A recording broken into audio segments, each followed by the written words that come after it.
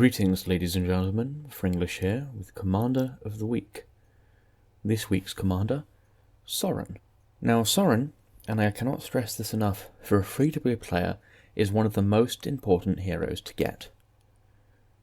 More on that later, but first off, who exactly is Soren?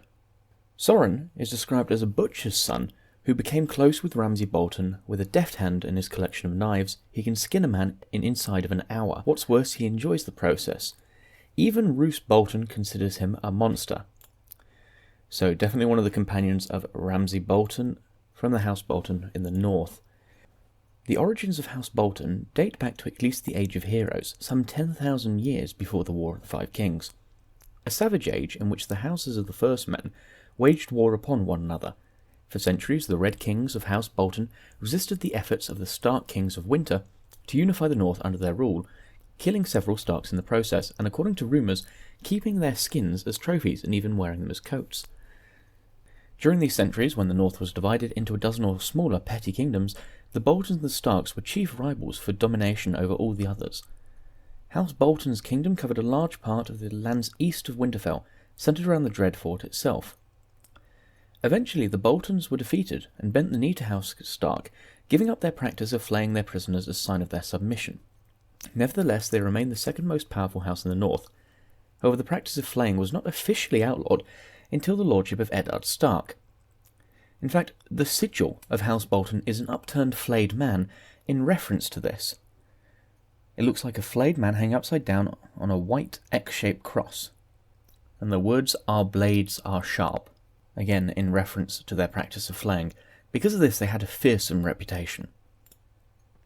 Ramsay Bolton, or Lord Ramsay Bolton eventually, was born Ramsay Snow. He was the legitimised bastard son of Roose Bolton, then Lord of the Dreadfort, and the unidentified wife of a miller.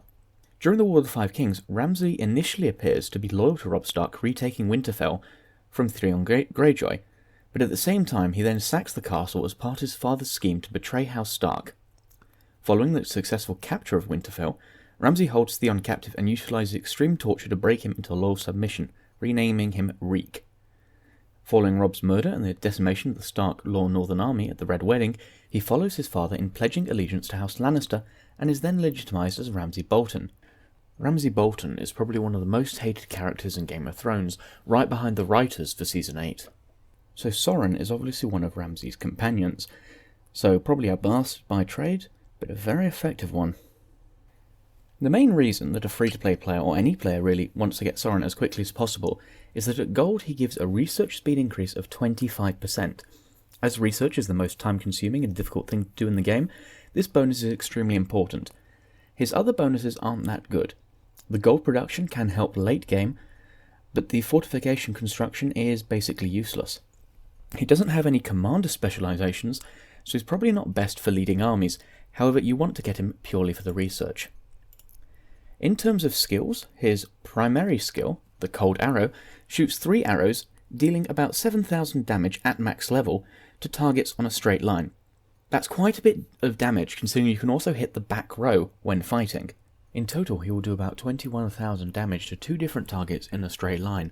This is enough to severely wound, if not kill, many back row fighters, making him a very good lane clearer. His Butcher's Savagery attacks have 15% chance of dealing nearly an extra 3,500 damage, and reducing healing effects by 2,200 to 2 different targets. Again, this is at max level, but it shows his effectiveness at dealing damage and stopping people from healing. His ability Fled Without a Trace adds Evade every 8 attacks, so the longer the fight goes on, the more difficult he is to hit, so he can survive until the end, dealing more damage. And finally, his Bloodthirsty ability adds more attack to already pretty decent baseline. His stats do reflect that, with the prowess being extremely high. At max level he has a base attack of over 8,000, so with his skill, that means his attack is over 9,000, and that's without any other effects coming into it. But low health and defense means you do not want him to take any hits. His strategy is fairly high, so it's difficult to buff him, and there's nothing really else to write home about. He benefits from a heal bonus that isn't much use, considering that you don't want him to be taking damage in the first place, but he does have a rather high critical ability. meaning he does deal even more damage occasionally. Overall, you wouldn't use him to lead troops, as he has no bonuses for that.